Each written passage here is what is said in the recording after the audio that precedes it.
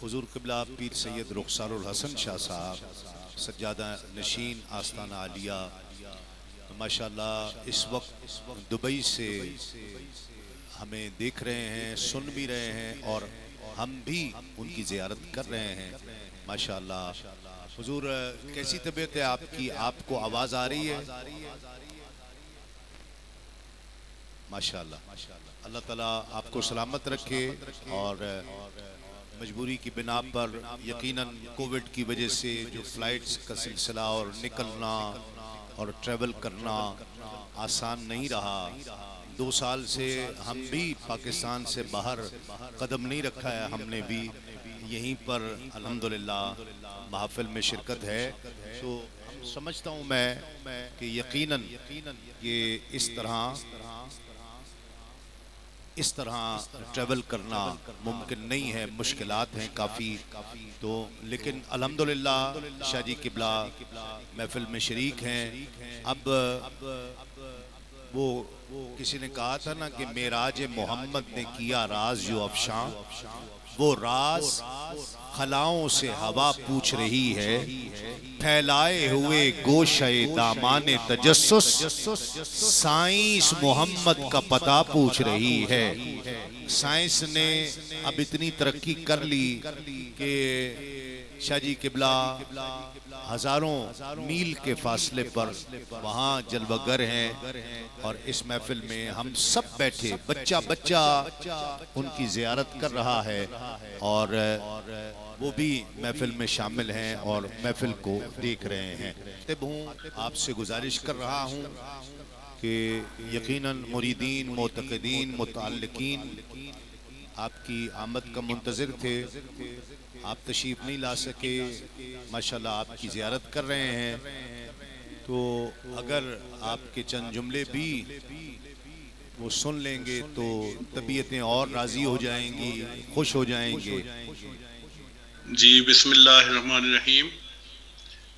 सबसे पहले तो मैं जितने हमारे मुअज़्ज़ज़ लोग तशरीफ़ लाए हैं और उस मुबारक पे, और सबसे पहले मेरे बड़े भाईजान तशरीफ़ फरमा हैं, उनकी खिदमत में सलाम अर्ज़, सबको सलाम अर्ज़ मेरी तरफ से।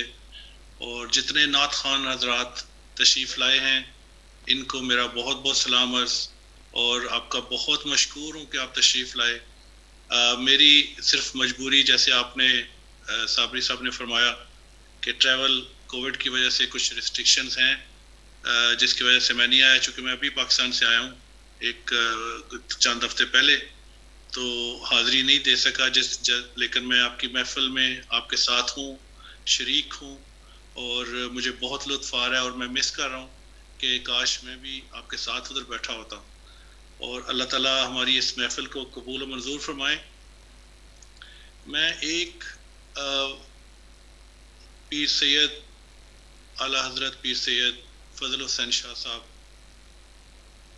सैयदुल आरिफ़ीन रहमतुल्लाह अलैह की एक शान आप सबसे शेयर करना चाहता हूँ, क्योंकि ये 38 साल और तकरीबन 37-38 साल पहले का वाक़या है, जिसमें शायद बहुत सारे बच्चे थे उस वक्त, और इस वक्त हमारे गांव के कुछ मुअज़्ज़ज़ लोग जो कि इस एज में हैं वो इस चीज़ के गवाह हैं कि जो सैयदुल आरिफ़ीन सरकार की शान दुनिया ने देखी।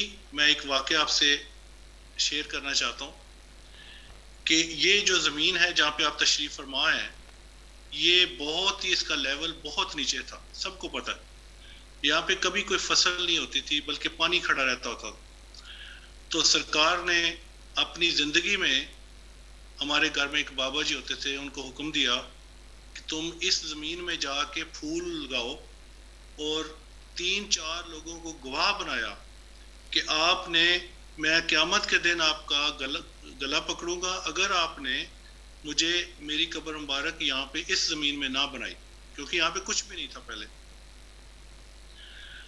तो सरकार की वसीयत के मुताबिक सरकार की कब्र मुबारक जब यहाँ पे बनी, तो ये एक बड़ा लंबा सिलसिला है कि वहाँ पे लोगों ने क्या क्या करामात देखी, कुल के ऊपर क्या करामात देखी, 40वें पे क्या क्या करामात देखी, और क्या जिन्नात देखे जो अचानक ज़मीन से निकल के हाज़री देने के लिए आते थे। वो कहते थे कि कोई कहता मैं मुल्तान से आया हूँ।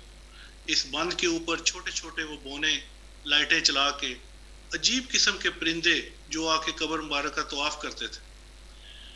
तो तकरीबन 9 महीने और कुछ अरसा गुजरा और ये ज़मीन इतनी वो नीचे थी कि इसमें अगर आप 1 फुट आप वो नीचे से वो डिग करते थे तो नीचे से पानी निकल आता था।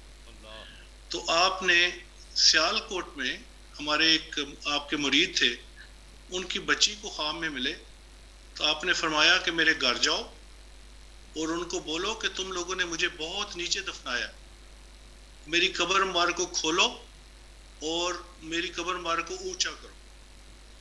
अब वो उन्होंने कहा सरकार हम हेडमराला पे बड़ी सिक्योरिटी है। आपने फरमाया हम तुम्हारे साथ हैं, चलो। तो वो मोटरसाइकिल पे बैठ के बेचारे रात को चले। जब घर आए तो पीर मुख्तार साहब से उन्होंने अर्ज किया कि सरकार ये हुक्म है, आप जिस तरह बेहतर समझते हैं आपको पता है। तो वालदा साहब से गुजारिश की गई कि सरकार क्या हुक्म है।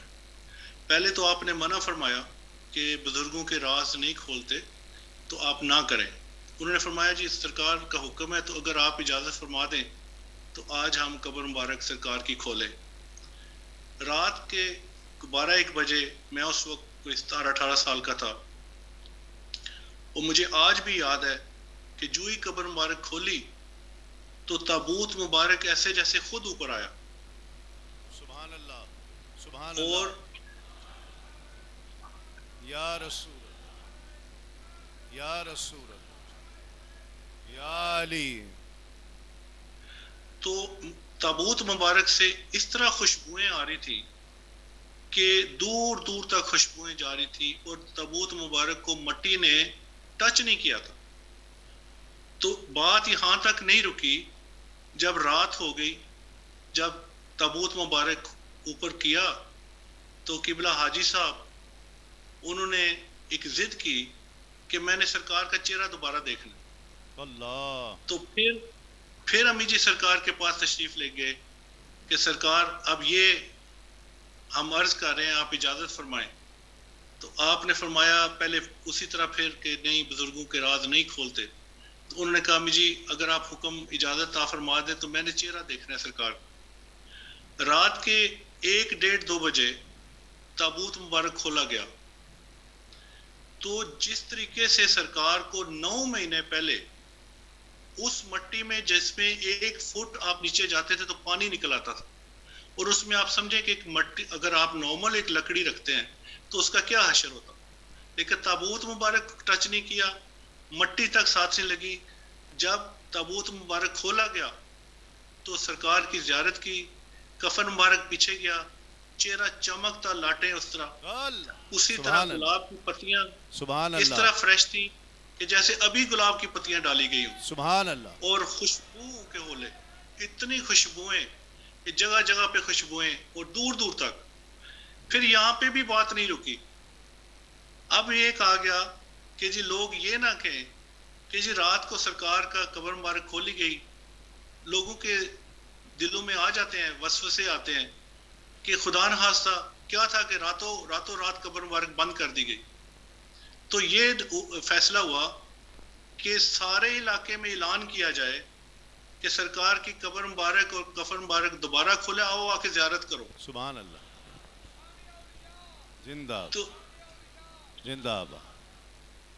ज़मी मैली नहीं होती, ज़मन मैला नहीं होता, मोहम्मद के गुलामों का कफन मैला नहीं होता। सुभान अल्लाह। तो ये एक सरकार की एक शान जो कि बहुत सारे लोगों को नहीं पता था। तो मेरे ज़हन में आया, चूंकि मैं इस चीज़ का गवाह था, विटनेस था उस वक्त। फिर दूर दूर तक लोग आए, सारी मस्जिदों में ऐलान हुए और बड़ी बड़ी दूर तक इस तरह लगा कि जैसे सरकार का विसाल आज हुआ। फिर दोबारा फिर दूसरे दिन अगले दिन असर के बाद दोबारा जनाजा होके तो फिर सरकार को अभी ये कब्र मुबारक जो है ये बिल्कुल ऊपर है, नीचे नहीं है, ये बहुत ज़्यादा नीचे नहीं है। तो ये इतनी बड़ी शानों वाली हस्ती हैं कि जिनकी करामात को अगर बंदा पढ़ना शुरू कर दे, सुनना शुरू कर दे, हज़ारों लोगों को मिले कि आओ मेरी कब्र देखो, इसमें तो कुछ भी नहीं, मैं तो ये कुर्सी पे बैठा हूँ, मैं तो सरकार के कदमों में होता हूँ। तो जिसने भी इस दर पे आना है, इंशाल्लाह आज तक जितने भी आए हैं झोलियां भर के गए हैं, हमारी दुआ है कि जो भी इस दर पे आए क़यामत तक वो झोलियां भर के लेके जाए और उसको फैज़ान हर वक्त हर किस्म का फैज़ान मिले। मेरे बहुत पसंदीदा तस्लीम साबरी साहब और मेरे जितने नात खान हज़रात तशरीफ़ फरमाएं, आज मैं आपको बहुत उदास हूँ इसलिए कि मैं उधर आपके साथ क्यों नहीं बैठा इस वक्त, लेकिन अल्हम्दुलिल्लाह चले मेरी हाज़िरी होगी और मैं सबको दोबारा खुश आमदीद कहता हूँ और सबको बहुत बहुत मेरी तरफ से सलाम, और अल्लाह ताला आपकी हाज़िरी आपकी भी कबूल फरमाए और हम सब की हाज़िरी कबूल फरमाए।